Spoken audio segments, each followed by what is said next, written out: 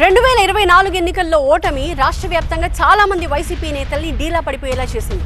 అయితే వారిలో కొందరు కండువా మార్చేసి అతను చూసి గోడ దూకేశారు. మిగిలిన వాళ్ళలో కొందరు ఇప్పుడిప్పుడే యాక్టివ్ అవుతూ ఉన్నారు. అయితే ఆ నియోజకవర్గం ఇన్ఛార్జ్ మాత్రం ఇప్పటికీ తేరుకున్నట్టు కనిపించట్లేదు. అస్సలు బయటకే రావట్లేదట. అప్పుడప్పుడు తడుక్కున మెరవడమే తప్ప పెద్దగా యాక్టివ్ పాలిటిక్స్ చేయట్లేదట. దీంతో మా నాయకుడు కనిపించట్లేదు అంటూ అక్కడి ఫ్యాన్ పార్టీ కార్యకర్తలు బెంగ పెట్టేసుకున్నారట. ఇంతకీ ఎవరా నాయకుడు? ఎందుకు అంతలా సైలెంట్ అయిపోయారు? రాజకీయాల్లో కనిపించని కడుబండి. ఓటమి తర్వాత ప్రజల్లోకి రాని శ్రీనివాసరావు.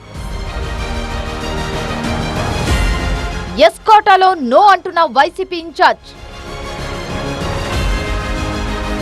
ప్రత్యర్థి ముందు పార్టీ పలచనవుతోందా? విజయనగరం జిల్లా ఎస్కోట నియోజకవర్గంలో ప్రస్తుతం వైసీపీ పరిస్థితి ఇలాగే ఉంది. ఇప్పుడు ఓవైపు ప్రత్యర్థులు అంతకంతకు బలపడుతుంటే ఫ్యాన్ పార్టీలో మాత్రం రాజకీయాలు అయోమయంగా మారినట్టు కనబడుతోంది. స్థానిక వైసీపీ ఇన్ఛార్జిగా ఉన్న మాజీ ఎమ్మెల్యే కడుబండి శ్రీనివాసరావు గత కొంతకాలంగా పత్తా లేకపోవడం, ప్రజల్లోకి రాకపోవడం పార్టీలో నిస్తేజానికి కారణమవుతోందట. ఆయన వ్యవహార శైలి క్యాడర్లో తీవ్రమైన కన్ఫ్యూజన్ ని క్రియేట్ చేస్తోంది. గతంలో నిత్యం ప్రజల్లో ఉంటూ వారి సమస్యలు తెలుసుకొని పరిష్కారాలు చూపిన నాయకుడు ఇప్పుడు ఎక్కడున్నాడన్న ప్రశ్న సొంత వర్గాల్లోనే ఉత్పన్నమవుతోంది.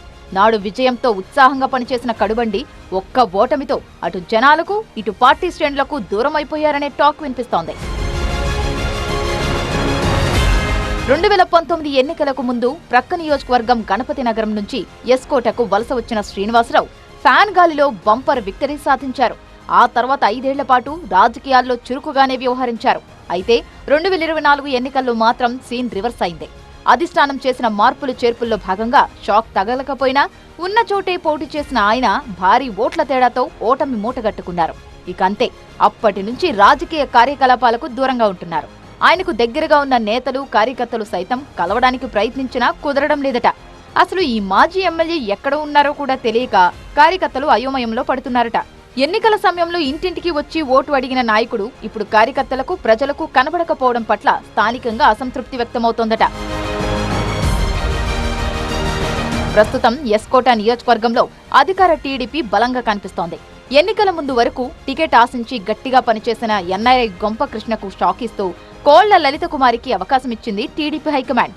కాసింత అసంతృప్తి చెలరేగినా హైకమాండ్ ఆదేశాలతో అంతా కలిసి పనిచేయడంతో లలిత కుమారి విజయం సాధించారు. మొత్తంగా ఇప్పటి వరకు 4 సార్లు పోటీ చేయగా 3 సార్లు గెలిచి ఎన్నికయ్యారు. కూటమి ఎమ్మెల్యేగా మరింత బలోపేతమవుతూ పార్టీని కూడా ముందుకు నడిపిస్తున్నారు. సీటు త్యాగం చేసిన గొంప కృష్ణకు సైతం కీలకమైన నామినేటెడ్ పదవి దక్కడంతో అధికార పక్షంలో అంతా ఓకే అన్నట్టుగానే ఉంది పరిస్థితి.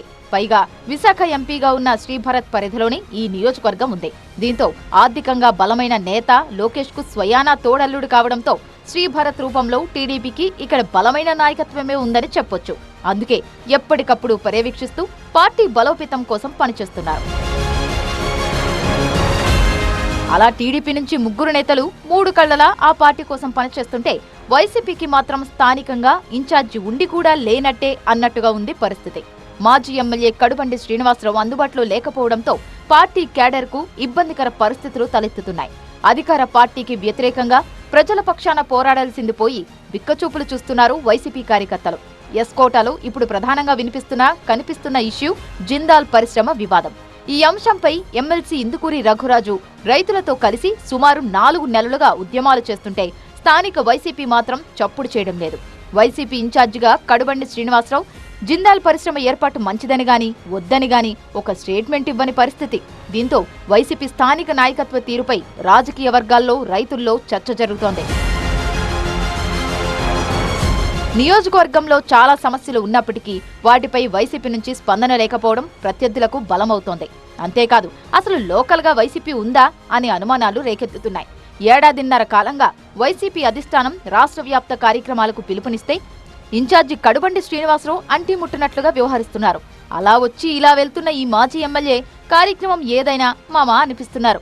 రెగ్యులర్ గా కార్యకర్తలు టచ్ లో ఉండటమే మానేశారంట. అందుకే మారిస్తే ఇన్ఛార్జి కడుబండి వ్యవహార శైలి మార్చండి, లేదంటే కొత్తగా మరో నాయకుడిని ఇన్ఛార్జిగా నియమించండి అనే డిమాండ్ వైసీపీ క్యాడర్ నుంచి వినిపిస్తోందట.